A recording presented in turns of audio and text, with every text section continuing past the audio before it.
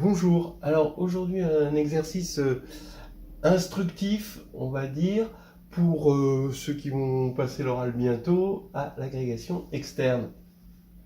Factoriser x16 moins x sur f2. En faisant cet exercice, on voit suffisamment de choses pour être blindé sur les corps finis, les problèmes de corps finis. Si vous connaissez le développement, si vous pensez placer le développement sur le nombre d'irréductibles sur FQ de degré n, ça vaut le coup de regarder cet exercice parce que c'est le genre de choses qu'on peut vous demander à la suite pour voir, à la suite du développement, pour voir si vous avez bien assimilé les choses. Si vous n'avez pas ce développement, alors je vous conseille aussi de regarder cet exercice parce que vous allez apprendre un certain nombre de choses incontournables dans les problèmes de corps fini, les problèmes purement corps. C'est-à-dire que dans les problèmes de corps fini, il y a les problèmes de dénombrement, on en a vu pas mal sur cette chaîne, il y a aussi les problèmes purement de corps. Et ça, c'est ce versant-là qu'on va regarder aujourd'hui. Donc on veut factoriser x16 moins x sur f2, et on va le faire. Ici, on a p égale x16 moins x, on pose p égale ça, on voit que la dérivée sur f2, comme 16 est pair, ça fait moins 1, ce qui veut dire que P va se décomposer sans multiplicité. Donc P va se décomposer en irréductible, c'est ça qu'on veut faire. Bon, dans factoriser, évidemment, c'était factorisé en polynôme irréductible, je ne vais peut-être pas préciser. S'il y avait une multiplicité dans la décomposition en facteur irréductible de P, eh bien on voit que P et P' auraient un PGCD non trivial, et alors que là, P et P' ont pour PGCD 1 d'après ça. Bon.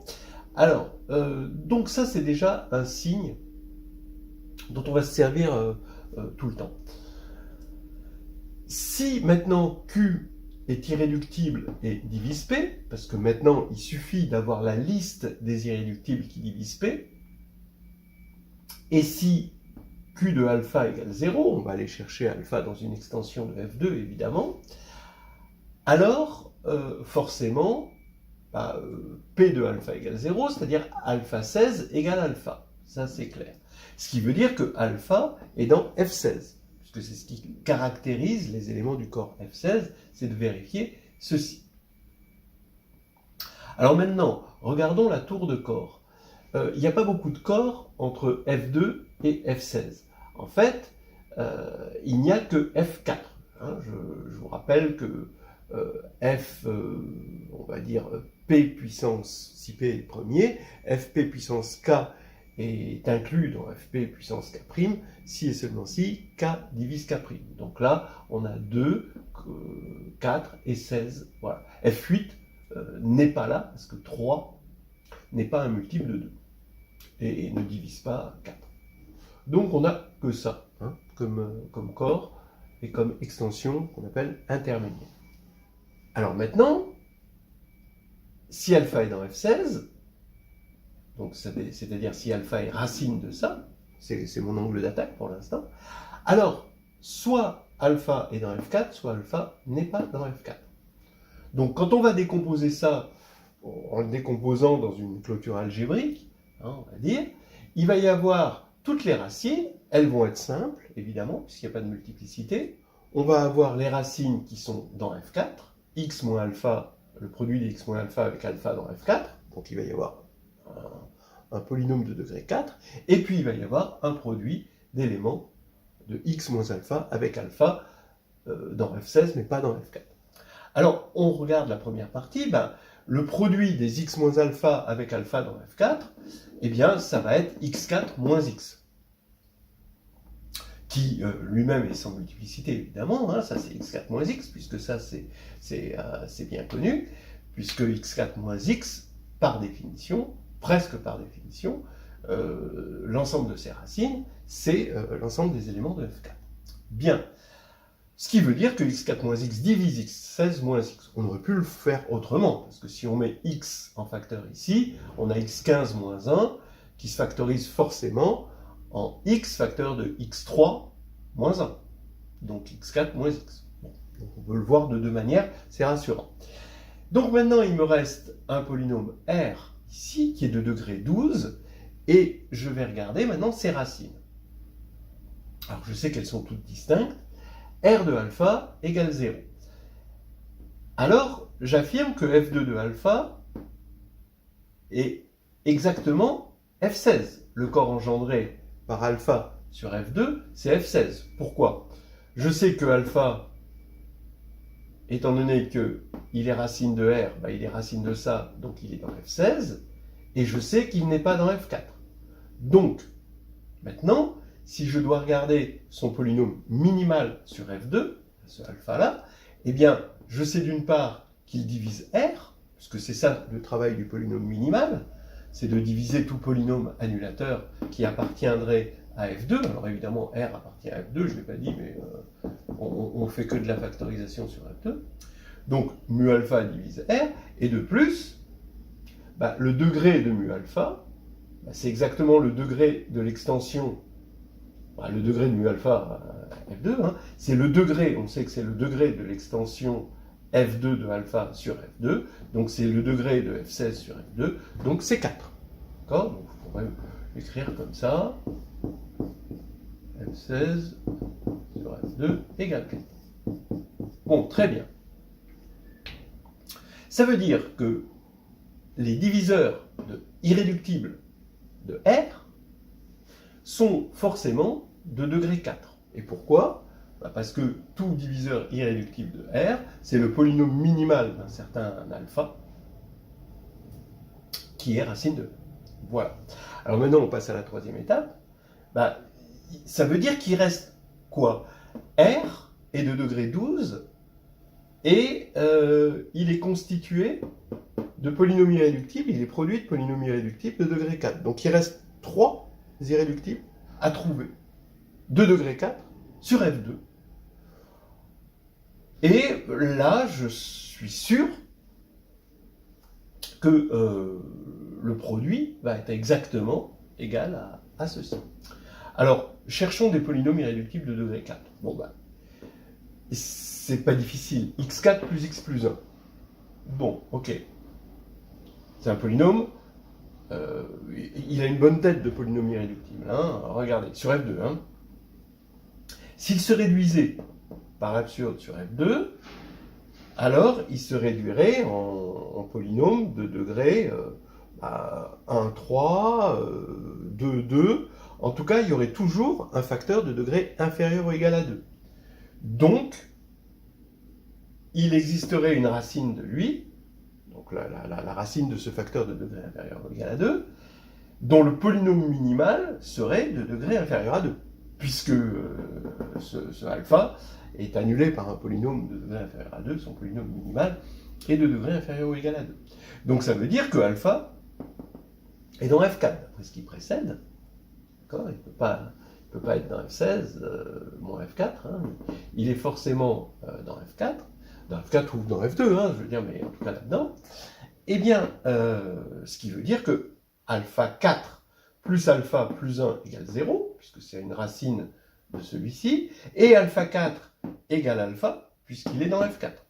Mais ça nous fait alpha 4 égale alpha, ça fait 2 alpha plus 1 égale 0, mais 2 c'est 0, donc ça fait 1 égale 0, c'est impossible. Ce qui veut dire que alpha 4 plus x plus 1 est un polynôme irréductible sur F2. Alors maintenant, j'affirme que x4 plus x3 plus 1 est aussi irréductible. Bon, c'est simple, parce que lui, c'est le symétrique de lui. D'accord? C'est-à-dire que vous avez une application symétrique qui va envoyer ce 1 sur x4, le x sur x3 et le x4 sur x1. Vous avez cette application symétrique. Et c'est facile de voir que le symétrique de la factorisation donne la factorisation du symétrique. Et donc, si on sait que ça c'est irréductible, ça c'est forcément irréductible. Voilà. Après, on peut refaire la même méthode, mais vous voyez, cette symétrisation, et il faut toujours regarder ces involutions, c'est toujours important, c'est comme la dualité, ça vous donne un deuxième effet qui se coule, quoi, un deuxième théorème gratuit, un deuxième polynôme gratuit, etc. Toutes ces petites involutions qui existent, il faut quand même bien les photographier. Donc la symétrisation. Ok. Maintenant, il en reste un à trouver. Évidemment, ça ne va pas être x4 plus x2 plus 1, puisque celui-là, par le Frobenius, c'est x2 plus x plus 1 au carré, donc il se décompose.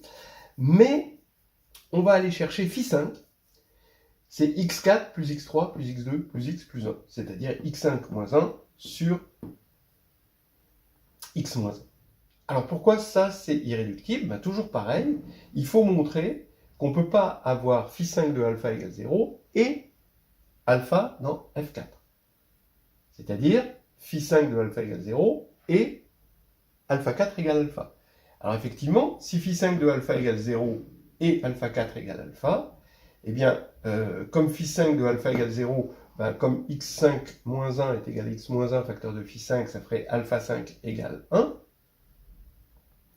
Mais alpha 5 c'est alpha 4 fois alpha 4 c'est alpha, donc ça fait alpha 2 égale 1, et donc ça ferait alpha égale 1. Je vous rappelle qu'on est en caractéristique 2.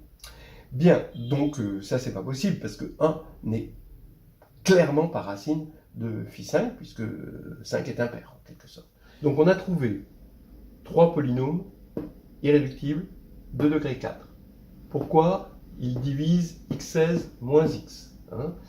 Eh bien, il divise x16 moins x parce que ces polynômes-là, prenons celui-ci, c'est le polynôme, comme il est irréductible, c'est le polynôme minimal d'un certain alpha sur f2, et donc f2 de alpha va être égal à f16 par degré, donc alpha va vérifier alpha 16 moins alpha égale 0, et donc le polynôme minimal va diviser le polynôme annulateur ici. Donc on a ces 3 polynômes irréductibles qui divisent ça, et ceci aussi. Donc ici, on va avoir cette factorisation, on va pouvoir conclure. Voilà, x16 moins x est égal à x facteur de x moins 1, facteur de x2 plus x plus 1, facteur de x4 plus x plus 1, facteur de x4 plus x3 plus 1, facteur de x4 plus x3 plus x2 plus x plus 1. Voilà, avec, ben oui, ici, on voit les racines, c'est les éléments de F2, 0 et 1. Ici, on a les deux éléments que l'on rajoute pour obtenir F4. Donc ici, on a F4, qu'on appelle souvent, je sais pas, oméga et oméga moins 1.